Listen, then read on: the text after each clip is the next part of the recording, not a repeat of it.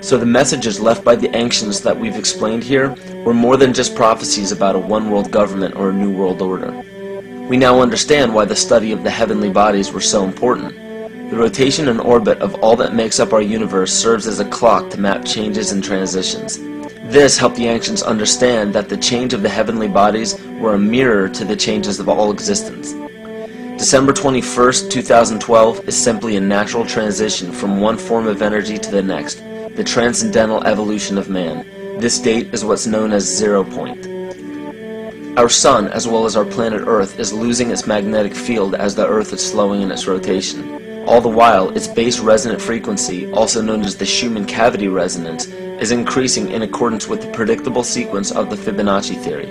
At a cellular level, our bodies respond to an electromagnetic pulse. The ancients called this the sacred circuit. The cells receive this pulse from the brain, which receives its pulse from the heart, which receives its pulse from the earth. This pulse comes from the solar system, which from there comes from the galaxy, which ultimately comes from our entire universe. We literally share a pulse with all of existence. Yet another example of everything being one. For as long as scientists have been recording the Earth's pulse, it has remained at approximately 7.8 cycles per second. This was a constant fixed number until 1986 into 1987. It rapidly began increasing to about 9 cycles per second in 1996. So in one decade, it increased by about 2 cycles per second. By 2012, this pulse will be right around 13 cycles per second, just as the Fibonacci theory indicates. What does this mean for humanity?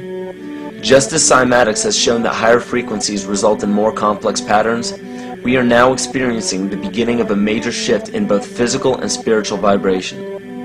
It's difficult to understand what exactly will happen to our physical bodies, but ancient scriptures, pagan and monotheistic religions, mystery schools, and secret fraternal orders have all given indications as to what this experience will be like.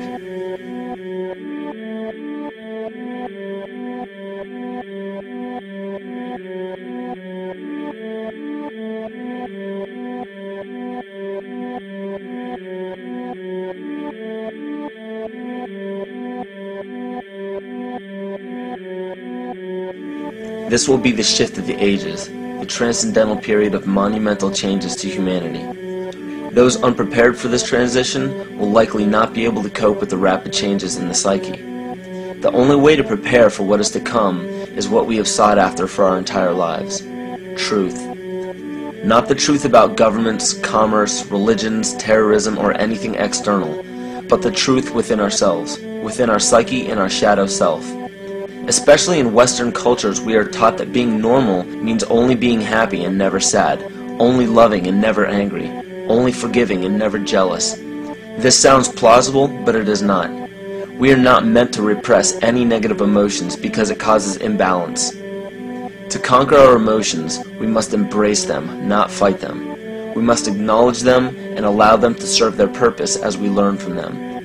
The ancient Essene culture left teachings dating back about 6,000 years. They taught that our relationships with one another, with the universe, and with situations and events are mirrors of the parts of our psyche that need to be cleansed.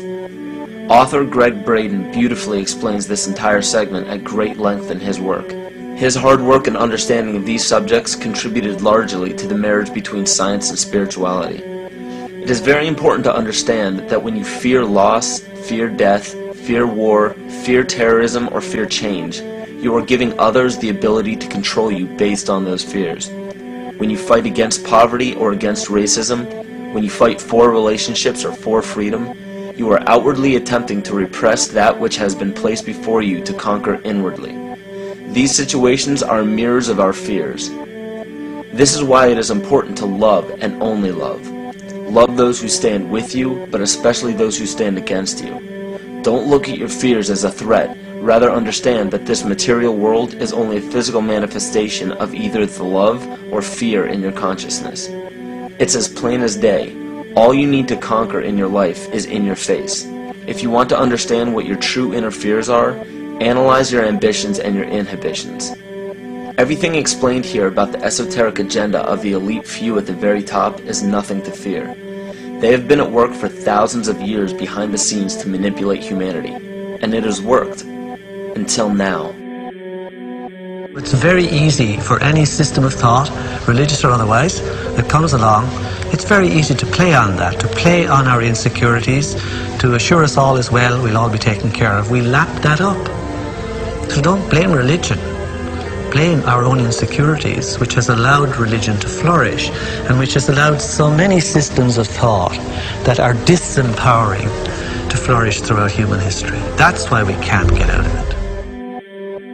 Ron Sakeley, Department Chairman, Chemistry, University of California, Berkeley, showed that DNA acts as an antenna for cellular upregulation. The primary function they taught us about what DNA is about. It's a receiver and transmitter of photons, light and phonon sound. For what? Cellular upregulation, meaning that their water molecules, the pyramid power around the DNA spiral energizing strands, are taking in the spiritual energy of love vibrations and then sending it out for manifesting, precipitating in a quantum field the physical matter of the body. These are hertz, frequencies, or cycles per second that the musicians can retune their instruments to play and experiment with. Why? Again, these are the Creator's musical scale, the original solfeggio, buried for 3,000 years in the Bible. So the ancient priests who knew how to levitate the huge stones for the building of the pyramids, and the Masonic knowledge that predated ancient Egypt, the ability to have this information, these frequencies, serve the function of creation, destruction, and miracles on behalf of the empowered people who had access to this knowledge. I say that because of this metaphor.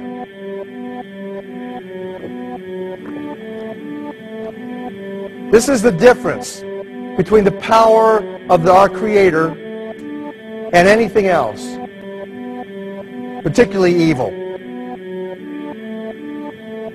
That you can go into a pitch black room full of evil, full of darkness, and light a little candle, and instantly that darkness flees.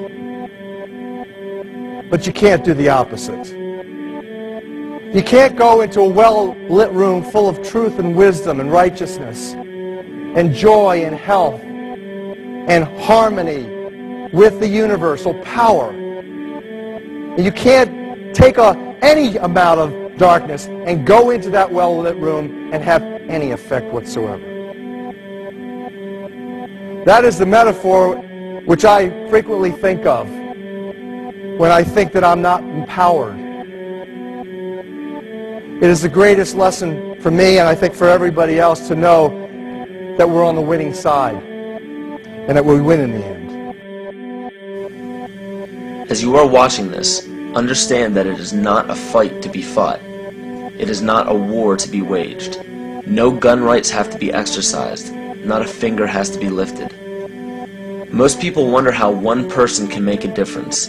They ask that if all this is so simple and this information is available, why hasn't someone else conquered their fears and changed the world for everyone else? This is the most difficult and beautiful conundrum to our lives. Your reality affects you and only you. Your curiosity has led you to this genre of information to serve a very specific purpose in your life. To understand visually how the universe is truly a hologram, a math professor at Yale University developed a formula that is plugged into a computer program. Named after him, the Mandelbrot set shows a seemingly disorganized pattern. But no matter how far you zoom into the design, you will always find the same pattern within the whole pattern. Each fractal, broken down infinitely, will always reflect the whole. When one fractal changes its pattern, the sum total of the whole pattern changes along with it. This exemplifies that the whole world does not need to be awoken. There is no race to inform the 6 billion people on this planet of this message. It is only important that you, personally, learn to conquer your innermost fears and learn to love. When you see your fears for what they are and master your emotions, then, and only then, will you truly be free.